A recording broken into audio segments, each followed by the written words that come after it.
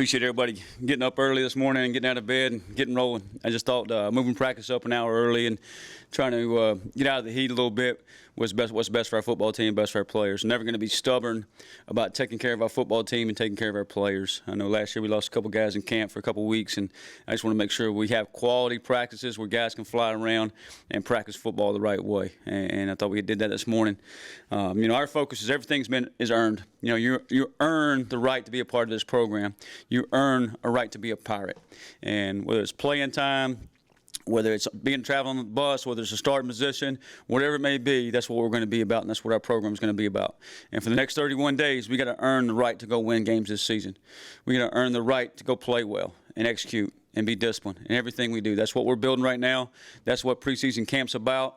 And each day we got to grow on that. Thought we had a good first day, but we got to have a better second day and a better third day. And it's got to be like that every single day to earn the right to win and earn the right to play well and get ourselves a chance to win, an opportunity to win. So, it was good to have those guys out there. The good thing is, like, you're going through day one, but it's not really like day one.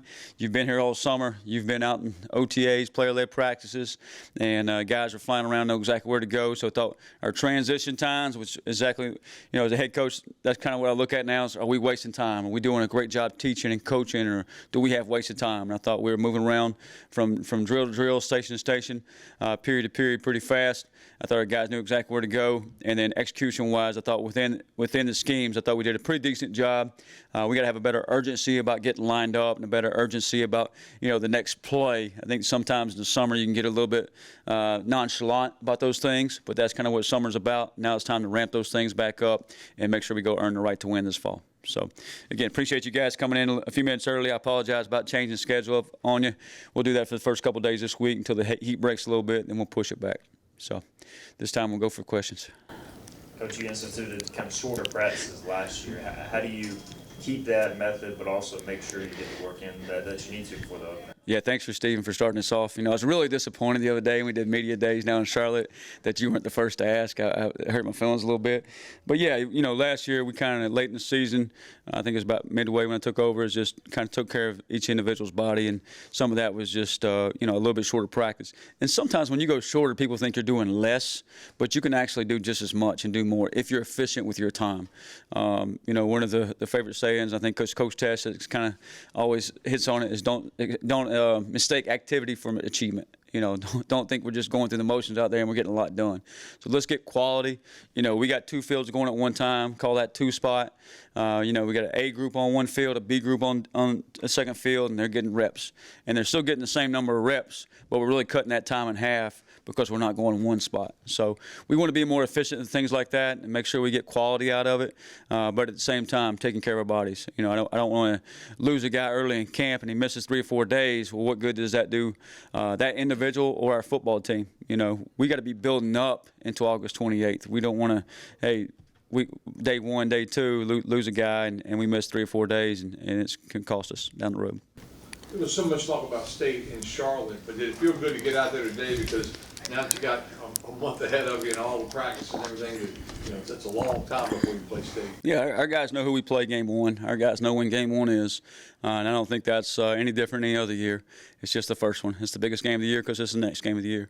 But really, and we talked about it today, our focus is on us, the guys in this room, the people in this program, and taking the next step.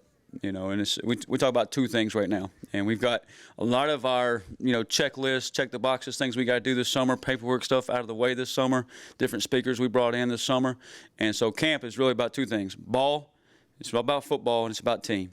So it's about getting better at football every day, but getting better at ball every day, and building a team. And I think we talked about it last spring, talked about it this summer, and the programs that can be the team that build the best team as far as just the culture, I think going to have opportunities to win in the fall, and that's our focus right now: ball and team. Speaking of the players, Coach, you brought in a lot of transfers. Who impressed you during the spring and the offseason that you hope will continue to rise during training camp?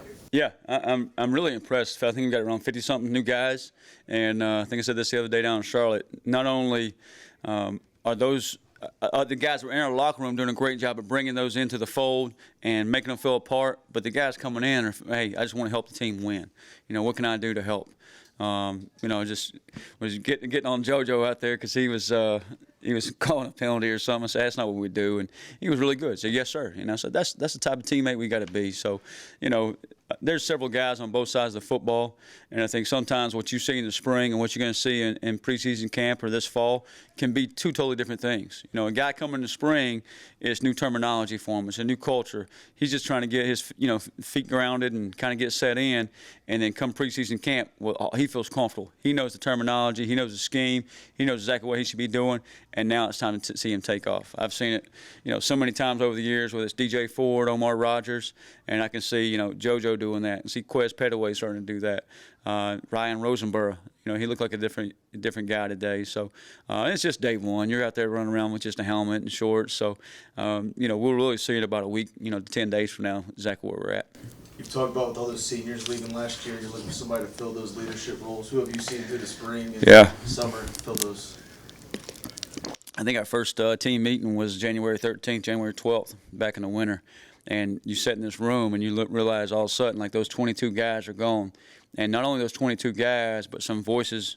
And they did a great job laying the foundation of who we want to be. And then since then, I was really worried about then. I remember going home for spring break, and Caton walked up to me. He said, how you feeling about our leadership? And just how, I said, well, totally different. You're starting to see those guys rise to the top, whether it's Caton Hauser, Marlon Gunn, Raheem Craig, Sam Danka, even some young guys. Jamarly Riddle is a younger guy who's only a second-year player, but you can see, especially up between the lines, how he has a presence to him. He's got a confidence to him, and I think that's what all those guys, the end of our season, we talked about the other day, you can never take one play from last season into this season or one touchdown from last season into this season. I sure as heck we wish we could, but it's really the confidence you're taking from last season. And you can see those guys starting to take off, and just really proud of how those guys are making it their team. Coach, you mentioned Ryan Roseboro. He's a Greenville guy. He used to be a running back at JP2 High School and then Towson. What have you liked about his game, and what do you hope he brings to this team? Yeah, you suggesting we put him in the backfield on a short yardage? You going to take credit for that when we do? Maybe I will. I just think Ryan's he's bought in. He wants to be a Pirate. He wants to be here in Greenville. It's his hometown. He grew up a Pirate, and just to see him starting to kind of, figuring out how things flow, where he should be, what he should be doing. He's got to play a little bit lower pad level, do some things like that, take a better first step. But he's starting to figure it out and looks like an older guy out there. He doesn't look like a first-year player. And in the spring sometimes, that's kind of what you look like as a transfer. But now he's starting to look like, an older veteran guy that can help us win ball games. Coach, what does progression look like from week to week? I know you have to ramp it up. Yeah. But for this first week, what would you like to see? What would be successful? I think it's in everything we do. Like today, when we go at team period, we only got 10 reps. 6 with the first group, 4 with the second group. Tomorrow, they'll get more reps. Practice will be a little bit longer tomorrow. So every day, as a coaching staff, we'll start to stress them a little bit. Add more reps on top of that. You don't want to come in day one. You don't go train for a marathon day one and go run 26 miles. You get 3 miles in, then you go get 5 miles in and 7. I ran a marathon one time. That's been a long time ago. But that's the progression you want to see in practice. But it's also about the little things. Talked about the urgency getting lined up. And you can't focus on everything we did wrong today. You got to go pick 1 or 2 things as a side of the ball, as a coach, as a player, and say, what 1 or 2 things am I going to go focus on today? Is that running to the ball? Is that taking a better angle? Is that, lower pad level? Is that, doing a better job catching the football, tucking it away, and ball security? All those little things are different at each position, but you got to pick 1 or 2 things every day. And if you get better on 1 or 2 things every day, over a week's time, it's going to add up. And that's what you really look for. Sometimes you don't notice a big difference in progression from day 1 to day 2 or day 3, but over a week's time, by Friday, I think we'll notice a huge difference. Coach, just looking out there, there are a ton of DBs between safety, corner, nickel.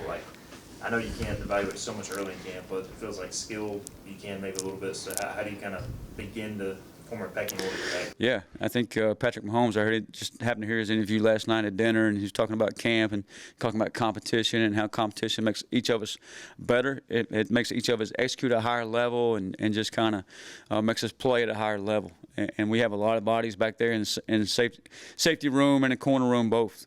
And, we got to be strategic about who's getting those reps. But, again, they got to go earn those reps too. and then figure out who can help us win ball games and who we feel comfortable with. Then you're starting to see some of that. You've seen some of that through the spring. You've seen some of that through the summer. But they got to go, do it with pads on, and we get rolling and just see how far they've came and how much they progressed during the summer. And some of the older guys are starting to show that they are older guys. They have played before, and we got to keep going pushing in that direction. And that's probably, there's probably a lot of question marks out there, especially on the defensive side of the ball. But some of those guys, Sam and some of those guys, they have played a lot. They just haven't started a lot. But corner, it's going to be a brand new starter for the Pirates. But we do have some guys who started at other institutions, other universities. We just got to make sure they fit for us in Dowdy Fickle Stadium and they're ready on game day. So this marathon, where, when, will you do it again? I ran a couple when I was young. I'm a lot older now. I was actually trying to qualify for the Boston one time, and I ran down in San Antonio because I was all flat. I was on pace for about 19 miles, and then I had to stop. I had a little I was soft is what it really was, and then get a golf pace. I think I had like a 3:28, 3:30 finish. Impressive. It's better than my dad. I didn't qualify, so I'm a failure.